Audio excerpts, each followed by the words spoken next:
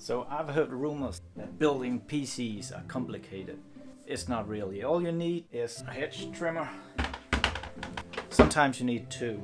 Fast rank glue, electrical screwdriver because you need an impact driver also, a bunch of screwdrivers, hopefully one of them fits, ear protection, that's very important.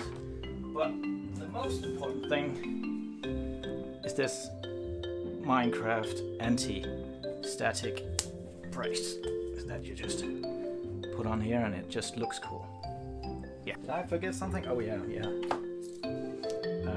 Knife. Shitload of cable ties. Oh, and a plier.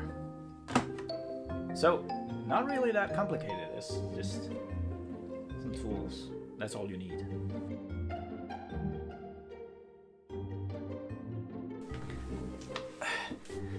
Just kidding.